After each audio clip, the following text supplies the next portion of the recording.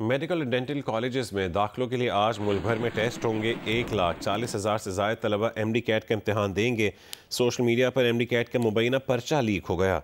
CEO Sindh testing service professor Asif Ahmed Sheikh कहते हैं कि MD कैट के जाली पर्चे सोशल मीडिया पर ज़ेर गर्दिश हैं। तस्दीक की है कि तमाम पर्चे गलत हैं। जिन तलबा का जुवेनाइल कार्ड नहीं बना वो नाउमीद ना हो। ऐसे तलबा मैट्रिक या इंटर की ओरिजिनल मार्कशीट साथ लाएं। दाखिला टेस्ट के लिए मुल्क में 32 और सऊदी अरब में एक सेंटर कायम किया गया है। कराची समेत मुख्तलिफ शहरों में उम्मीदवार इम्तहानी मराकज़ पहुँचना शुरू हो गए हैं।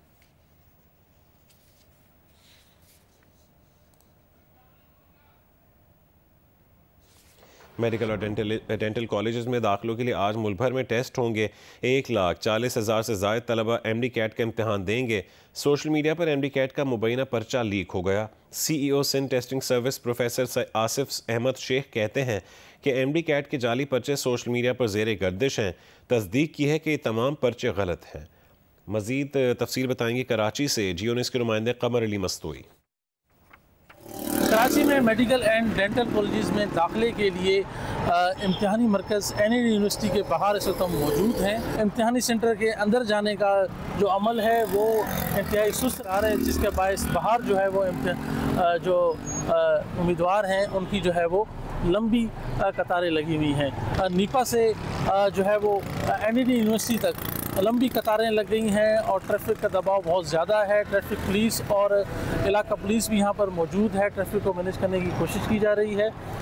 हज़ारों की तादाद में तलबा जो है वो इस वक्त इम्तिहानी मरकज़ पहुँच गए हैं और सबकी यही कोशिश है कि वक्त पर जो है वो अंदर इम्तिहानी मरकज़ में दाखिल हों। सुबह 10 बजे जो है वो टेस्ट शुरू होगा। 3 घंटे जो है वो टेस्ट का दौरानिया होगा और जो भी जो उम्मीदवार 3 घंटे से पहले टेस्ट मुकम्मल करेगा उसे 3 घंटे से पहले बाहर जाने की जो है वो इजाज़त नहीं होगी। मतलब बेहतर है, पिछले साल से बेहतर है। ठीक है ना, तो होपफुली मेन चीज़ ये है कि पेपर आउट ना हो। ठीक है। 7:15 बजे पहुंच गए और लाइन में एंट्री हो गई। बच्ची माशाल्लाह से चली गई है। कुछ बेहतर है माशाल्लाह पहले से। जी मेरी बेटी अभी दे रही है MD कैट, बट इंतहाई मिस मैनेजमेंट यहाँ बाहर तो आउटसाइड, अंदर तो बहुत अच्छा है।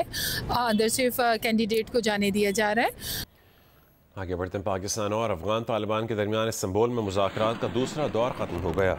पाकिस्तान ने दहशतगर्दी की रोकथाम के लिए जामे प्लान दे दिया है। वज़ीर दिफा ख्वाजा आसिफ ने कहा है कि अफगान तालिबान किन शराइत पर अमन चाहते हैं जल्द वाज़ेह हो जाएगा। सियालकोट में सहाफ़ियों से गुफ्तगू करते हुए कहा है कि उनकी शराइत पाकिस्तान की काबिल कबूल हुई तो मुआहदा ज़रूर होगा। मामलात तय नहीं पाते तो हमारी और अफगानिस्तान की खुली जंग है। 4-5 दिन से कोई वाक़या नहीं हुआ। वैसे मैं बिल्कुल उसको कतर में जो तय पाया था उसका कम से कम 70-80% पास किए जा रहे हैं। हमारे पास तो एक ऑप्शन है, अगर तय नहीं पाते तो फिर हमारी तुम्हारी खुली जंग है। लेकिन मुझे उनमें नज़र आया था कि वो कोई अमन चाहते हैं। किन शराइत पे अमन चाहते हैं ये ऐसा ऐसा कुछ वहाँ पे वाज़ेह हुई। जो बातचीत हो रही है उसमें वाज़ेह हो जाएगी। उनकी शराइत जो हैं वो हमारे बारे में हुई तो इंशाअल्लाह ताला मुआहदा ज़रूर होगा। सरबराह पाक बहरिया एडमिरल नवीद अशरफ ने क्रीक्स एरिया में अगले मोर्चा का दौरा किया है। ISPR के मुताबिक सरबराह पाक बहरिया ने ऑपरेशनल तैयारियों और जंगी इस्तेदाद का जायज़ा लिया। पाक मरीज़ में जदीद तरीन 2400 TD होवर क्राफ्ट्स के 3 यूनिट्स को बाज़ाब्ता तौर पर शामिल किया गया। ISPR के मुताबिक होवर क्राफ्ट्स की शमूलियत पाक बहरिया की ऑपरेशनल सलाहियतों में एक अहम पेशरफ्त है। ये खुश्की और समंदर दोनों पर बैक वक्त कार्रवाई की मुनफरिद सलाहियत रखते हैं। सरबराह पाक बहरिया एडमिरल नवीद अशरफ ने अफसरान और जवानों से खिताब में कहा है कि इन नए प्लेटफॉर्म्स की शमूलियत पाक बहरिया को जदीद तकाज़ों से हम आहंग करने के विजन की तजदीद है। ये मुल्क के समंदरी वसाइल दिफा के अज़म की भी तजदीद है। नेवल चीफ ने कहा है कि समंदरी रास्तों और मेरी टाइम सिक्योरिटी का तहफ़्फ़ुज़ सिर्फ अस्करी ज़रूरत नहीं, ये मुल्क की खुद मुख्तारी, इक़्तिसादी खुशहाली और इस्तेहकाम का बुनियादी सतून है। हम जानते हैं कि सर क्रीक से जिवानी तक अपनी खुद मुख्तारी और समंदरी सरहदों के 1-1 इंच का दिफा कैसे करना है।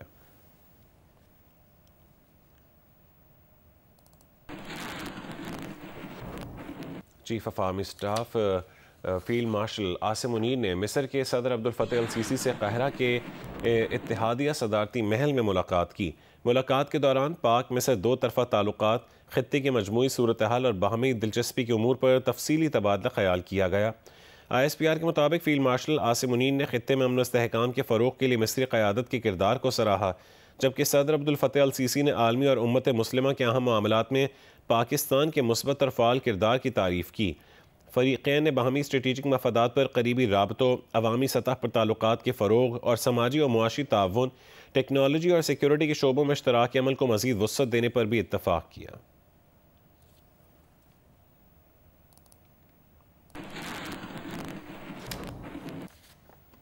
सिक्योरिटी फोर्सेस के ऑपरेशन में खुदकुश हमले के लिए तैयार की गई गाड़ी तबाह हो गई, 3 खवारिज हलाक हो गए। ISPR के मुताबिक 24 अक्टूबर को सिक्योरिटी फोर्सेस ने दहशतगर्दी की बड़ी कार्रवाई नाकाम बना दी। भारतीय स्पॉन्सर्ड फितना अल खवारिज की शिमाली वज़ीरिस्तान के इलाके झलर में गाड़ी के जरिए खुदकुश हमले की तैयारी की इत्तलात मिली। सिक्योरिटी फोर्सेस ने इंटेलिजेंस इत्तलात की बुनियाद पर बर वक्त ऑपरेशन किया और इंतहाई महारत से खवारिज के ठिकाने को निशाना बनाया।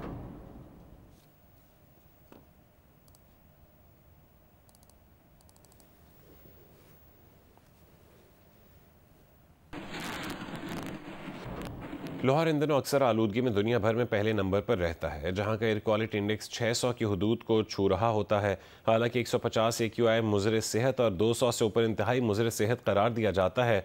शहरियों का कहना है कि जब तक फैक्ट्रियों और गाड़ियों के धुएं पर काबू नहीं पाया जाता, इस वबा से जान नहीं छूटेगी। रिपोर्ट करेंगे उम्मे फरवा।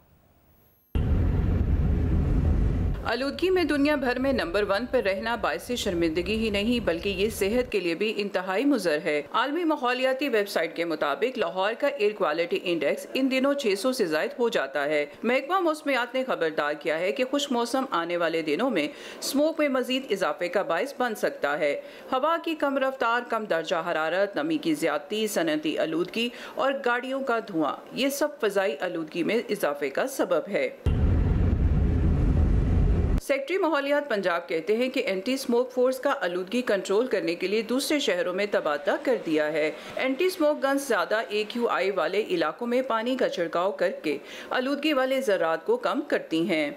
बहुत बड़ा प्रोग्राम हमारा जो है वो इंस्पेक्टर लेस इंस्पेक्शन रिजीम का है और उसके अंदर जो है वो सर्विलेंस जो है ना वो अब हम ज़्यादा ह्यूमन इंटेंसिव नहीं बल्कि टेक्नोलॉजी इंटेंसिव कर रहे हैं। 8000 कैमरास हैं, उन 8000 कैमरास की सर्विलेंस हमने आर्टिफिशियल इंटेलिजेंस मैकेनिज़म्स के थ्रू जो हैं उस टेक्नोलॉजी को इंट्रोड्यूस करके शुरू की है। सो बहुत ज़्यादा शायद आपको ह्यूमन फोर्स की इस टेक्नोलॉजी के आने के बाद ज़रूरत ना रहे। शहरी कहते हैं कि करोल घाटी, महमूद बूटी, रिंग रोड, GT रोड और बदामी बाग में कायम फैक्ट्रियां धुआं छोड़ती हैं। कई फैक्ट्रियों में टायर भी जलाए जाते हैं, उन्हें कोई पूछने वाला नहीं।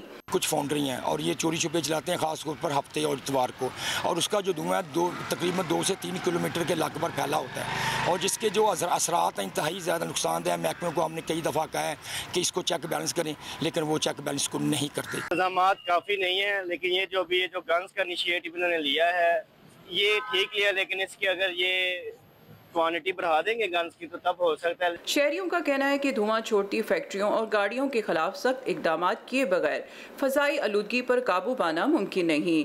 कैमरामैन आमिर बाजवा के साथ उम्मे फरवा, जियो न्यूज़, लाहौर। पंजाब के बेशतर इलाके आज भी फ़ज़ाई आलूदगी की लपेट में है। ख़ास तौर पर वस्ती पंजाब के बेशतर इलाकों में फ़ज़ा इंतहाई मुज़र सेहत है। सबसे ज़्यादा फ़ज़ाई आलूदगी लद्धेवाला वड़ाइच में रही, जहाँ 963 पार्टिकुलेट मैटर रिकॉर्ड किए गए। एमनाबाद में 638, गुजरांवाला में 562, फैसलाबाद में 436 और लाहौर में 388 पार्टिकुलेट मैटर रिकॉर्ड किए गए।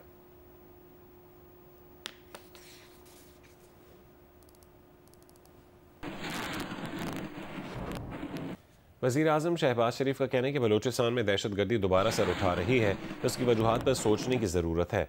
गुज़िश्ता दिहाइयों में बलूचिस्तान के साथ जो कुछ हुआ उस पर ख़ुद अपना एहतसाब करना चाहिए। वज़ीर आज़म शहबाज शरीफ ने ये बात बलूचिस्तान नेशनल वर्कशॉप के शुरका से खिताब में कही।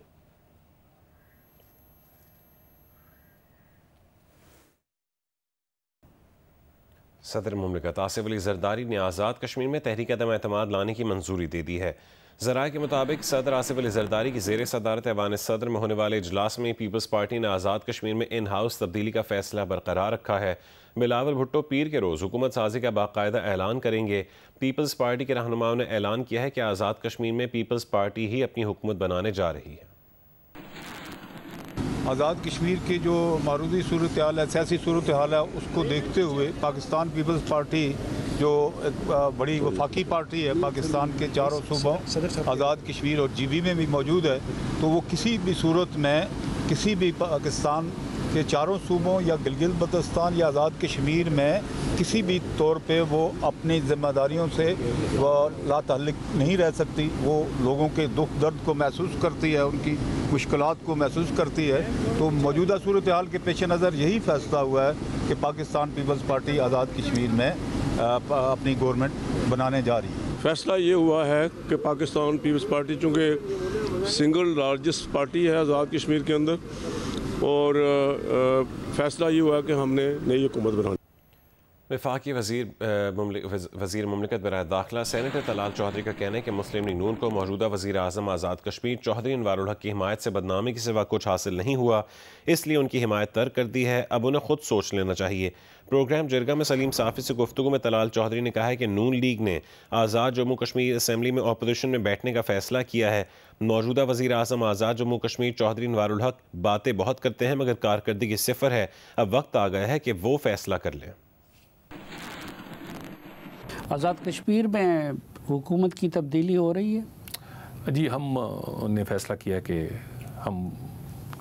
हमने बदनामी ली है इस तरह की हुकूमत के साथ बैठ के। हमारी पार्टी के तौर पे हमें बड़ा नुकसान हुआ है। हमने फ़ैसला किया है कि कोई भी हुकूमत बनाए या गिराए, हम हुकूमत का भी हिस्सा नहीं बनेंगे। अगर हमें अल्लाह ताला ने अक्सरियत दी तो हुकूमत बनाएंगे, नहीं तो अगली दफ़ा भी अक्सरियत ना हुई तो किसी कोलिशन में नहीं बैठेंगे, क्योंकि ना डिलीवर कर सकते हैं। बदनामी अपनी जगह जो हमें इस दफ़ा मिली। तो नई लीग और पीपल्स पार्टी के बायन तर्क कर दे तो फिर तो ऑटोमेटिकली वज़ीर आज़म बदल जाएगा। वज़ीर आज़म मेरा ख्याल है हमने तो फैसला कर दिया जी। अब ये पीपल्स पार्टी की मर्ज़ी है। और दूसरी बात यह है कि इस वज़ीर आज़म को तो खुद ही फैसला कर लेना चाहिए। इनसे हिमायत विड्रा कर ली लेकिन अपना वज़ीर आज़म नहीं ला रहे हैं जी। नहीं, हम क्योंकि हमारे पास एक्सपीरियंस नहीं है, हमने अपोजिशन में रहना है, क्योंकि हमारा इत्तेहाद बनाने वाला वहाँ पर एक कोई अच्छा उसे हमारे लिए नहीं रहा, नतीजा नहीं निकला। तो हम फ़िलहाल तो बाहर रहेंगे इस हुकूमत से। और इस वज़ीर आज़म को ख़ुद सोचना चाहिए। बातें तो बहुत ज़बरदस्त करते हैं लेकिन उनकी कारकर्दगी अच्छी नहीं रही। पंजाब हुकूमत की जानिब से पतंगबाजी पर पाबंदी बरकरार रखने के फैसले पर फैसलाबाद पुलिस ने पतंगबाजी का सामान तैयार करने और पतंगबाजी करने वालों के खिलाफ डॉल्फिन फोर्स का इस्तेमाल शुरू कर दिया है। कम उम्र बच्चों को पतंगबाजी से बाज न रखने वाले वालिदैन के खिलाफ भी कार्रवाई का फैसला किया गया। इरफानुल्लाह की रिपोर्ट देखिए। हुकूमत पंजाब के फैसले की रोशनी में फैसलाबाद पुलिस ने जिला भर में क्रैकडाउन को मजीद सख्त कर दिया है। डॉल्फिन पुलिस और ड्रोन का इस्तेमाल करते हुए पतंगबाजों को पकड़ा जा रहा है और पतंगबाजी का सामान तैयार करने वालों के खिलाफ मुकदमात कायम किए जा रहे हैं। और उस हवाले से गुज़श्ता एक महीने के दौरान तकरीबन 300 से ज़्यादा मुकदमात दर्ज किए गए। 350 के करीब अफराद को गिरफ़्तार किया गया। तकरीबन 23,000 से ज़्यादा पतंगें और डोरें जो हैं उनको कब्ज़े में लिया गया। ख़ाम माल जिनसे डोरें तैयार की जाती हैं उनको कब्ज़े में लिया। क्रैकडाउन के दौरान पकड़े जाने वाले कम उम्र पतंगबाजों के वालिदैन को आखिरी मौका दिया जा रहा है कि वो अपने बच्चों को इस खूनी खेल से बाज रखें। असल में ये जिम्मेदारी इनके वालिदैन पे आयद होती है कि अपने बच्चों को समझाएं कि ये किस कदर ख़तरनाक खेल है और उनको रोकें। अभी हम इनको वार्निंग दे के छोड़ रहे हैं। आइंदा अगर यही बच्चे दोबारा पकड़े गए तो इनके वालिदैन के ख़िलाफ़ हम कार्रवाई अमल में लाएंगे। पतंगबाजी को रोकने के लिए पुलिस गली कूचों में मुतहरिक है, ताहम अपने और दूसरों के बच्चों की कीमती जानों की हिफाजत के लिए वालिदैन को भी अपनी जिम्मेदारी अदा करना होगी। कैमरामैन अली असलान और मोहम्मद उस्मान के साथ इरफानुल्लाह, जियो न्यूज़, फैसलाबाद। मीरपुर आज़ाद कश्मीर में नामालूम अफराद ने गाड़ी पर फायरिंग करके 2 अफराद को कत्ल कर दिया। फायरिंग से एक राहगीर ज़ख्मी हो गया। SSP खुर्रम इकबाल के मुताबिक मेन शाहरा F1 में नामालूम मुलज़िमान ने गाड़ी पर फायरिंग कर दी। फायरिंग में फैज़ान, फरमान, खोखर और हुज़ैफ़ा नामी शख्स मौके पर ही जान बहक हो गए, जबकि एक राहगीर ज़ख्मी हुआ। नक्तुलीन का ताल्लुक गुजरांवाला से था। SSP के मुताबिक शुबा है कि वाक़या पुरानी दुश्मनी के बायस पेश आया। साहिली पट्टी के मकीनों के लिए महकमा वर्क सर्विसेज ने 30 करोड़ रुपए लागत की से 17 किलोमीटर की शाहराह मुकम्मल तैयार कर ली है, जो मकामी आबादी के सफ़र को आसान बनाएगी। तफसील बताएंगे शाहिद सिद्दीकी। जी, हुकूमत सिंध के महकमे वर्क एंड सर्विसेज की जानिब से ठट्टा के जो पसमानदा साहिली इलाकों में मवासलात की बेहतर सहूलतें फराहम करने के लिए सड़कों का जाल बिछाया जा रहा है। 30 करोड़ रुपए की लागत से 17 किलोमीटर रोड का इफ्तिताह सूबाई वजीर work and services Haji Ali Hasan Zardari ने किया है। उनका ये कहना था कि मवासलात की जदीद सहूलतों से एक तरफ माहीगीरों को अपनी मछलियां कराची फिशरीज तक पहुंचाने में मदद मिलेगी, तो दूसरी जानिब आबादगारों को के लिए भी ये एक जो है जदीद सहूलत मैसर हो जाएगी और वो अपनी फसलें बआसानी मंडियों तक उनकी रसाई होगी, वहाँ पहुँचा देंगे। जबकि जो इलाके के मकीन हैं, जो यहाँ रोडों की जो खस्ता हाली के बाइस वो हॉस्पिटल तक पहुँचने से पहले ही इंतकाल कर जाते थे, उनको अस्पताल तक पहुँचने में भी आसानी होगी। सूबाई वजीर का ये कहना था कि हुकूमत सिंध की जानिब से घारों से केटी बंदर तक 80 किलोमीटर शाहराह की तामीर 8 महीने के अंदर मुकम्मल कर ली जाएगी और इस शाहराह को जदीद इस्फाल्ट मशीनों के जरिए जो है तामीर किया जाएगा। हुकूमत सिंध आवाम को जो है बुनियादी सहूलतें उनकी दहलीज तक पहुंचाने के लिए हर मुमकिन इक़दामात कर रही है। जी, 1872 में दरियाए झेलम पर बनाए गए पुल की मुद्दत 100 साल मुकर्रर की गई थी, जबकि अब इस पुल की उम्र 153 साल हो गई है। पुल अब टूट फूट का शिकार है और आए रोज़ हादसात भी रोनमा हो रहे हैं। अवाम का हुकूमत से पुल की मुरम्मत का मुतालबा है। तफसील बताएंगे सुहेल इम्तियाज़ खान। जी बिल्कुल, मैं इस वक्त मौजूद हूँ झेलम पुराने पुल के ऊपर। ये पुल 1872 में अंग्रेज़ ने बनाया। इस पुल के एक तरफ ट्रेन गुजरती है और दूसरी जानब जो है वो आम ट्रैफिक गुजरती है। ये पुल अपनी मुद्दत पूरी कर चुका है, 100 साल गुजर चुके हैं इसको अपनी मुद्दत पूरी किए हुए। ये पुल जो है ये पुल ज़िला गुजरात और ज़िला झेलम को आपस में मिलाता है।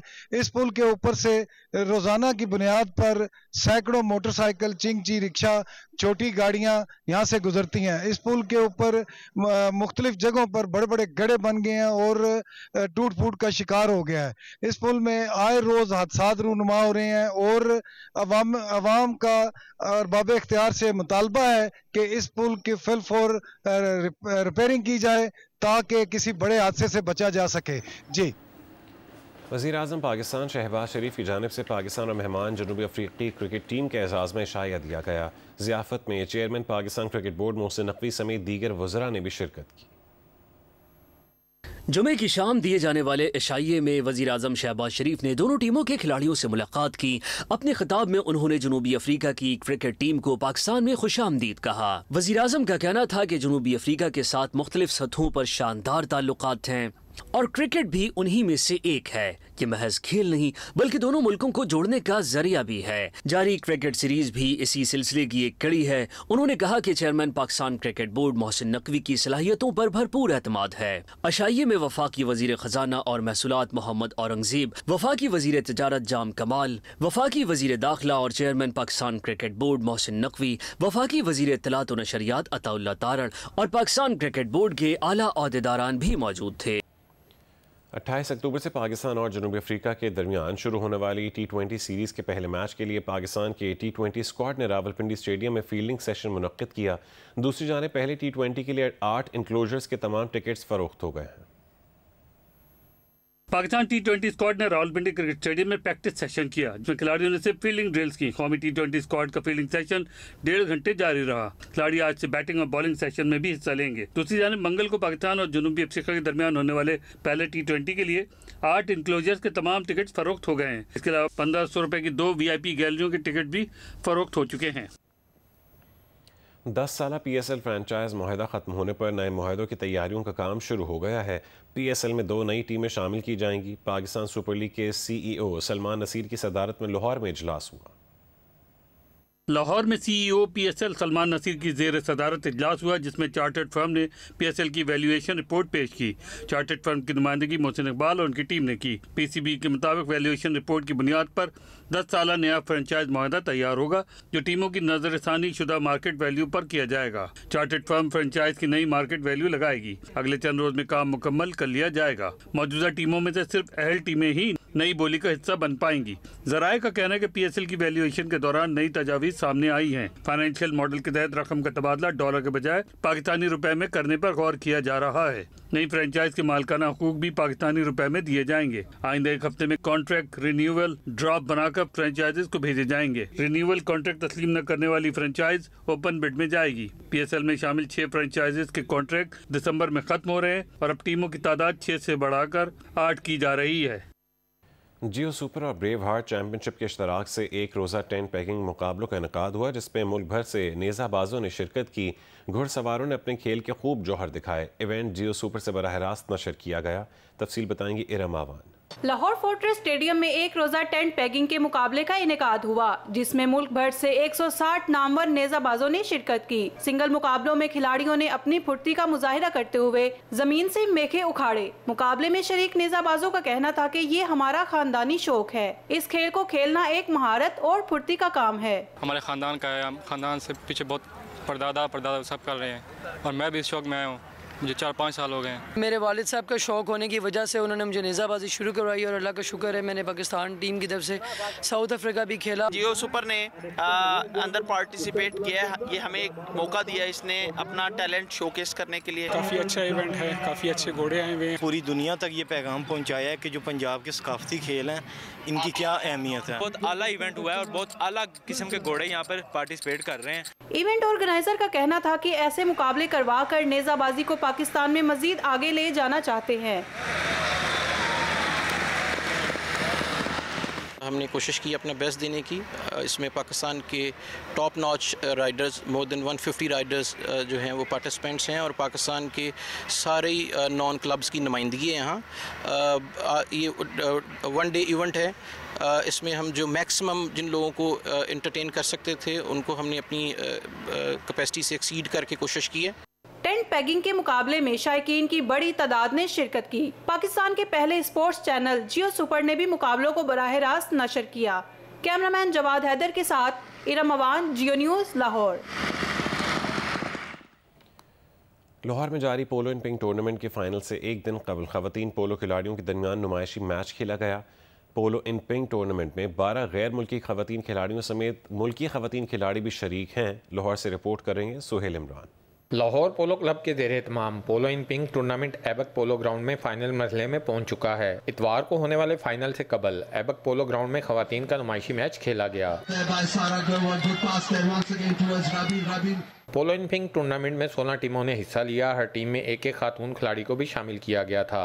खवातीन में छाती के सरतान की आगाही के लिए होने वाले टूर्नामेंट में मुल्की खिलाड़ियों के साथ 12 गैर मुल्की खवातीन प्लेयर्स भी एक्शन में थीं। ऐबक पोलो ग्राउंड में खेले जाने वाले खवातीन के नुमाइशी मैच में लाहौर पोलो क्लब पिंक ने लाहौर पोलो क्लब वाइट्स को 2 के मुकाबले में 4 गोल से हरा दिया। पिंक की तरफ से पाउला गरबे और फातिमा मजहर ने 2-2 गोल स्कोर किए, जबकि वाइट्स की तरफ से दोनों गोल क्रिस्टीना ने बनाए। The hospitality here has just been amazing. It's unmatched. Everyone's looked after us so well. We've been having the most amazing food every day. We've been trying the desi food. We love it. And yeah, it's just been amazing. It's been a great time and we're so looked after and I can't wait to come back. Polo in pink tournament का final इतवार को team रिजस दीन पोलो और team HSJ के दरमियान खेला जाएगा। Cameraman Safdar Ali के साथ सुहेल इमरान, जियो न्यूज़, लाहौर।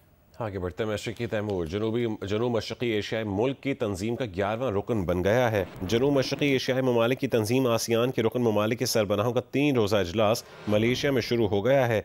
अमरीकी सदर ट्रंप, चीन के वज़ीर आज़म ली चियांग समेत अहम रहनुमाओं ने शिरकत की। मोदी वर्चुअल शरीक होंगे। साउथ चाइना सी की सूरत हाल, बढ़ती अमरीका चीन मुसाबकत, गज़ा की सूरत हाल पर बात का इम्कान है।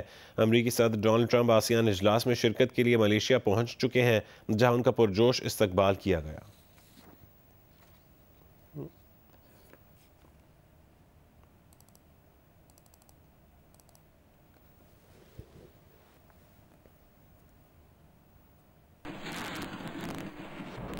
सदर ट्रम्प ने दौरा मलेशिया के मौके पर कतर में मुख्तसर क़याम किया और अमीर कतर और वज़ीर आज़म से जहाज़ में मुलाकात की।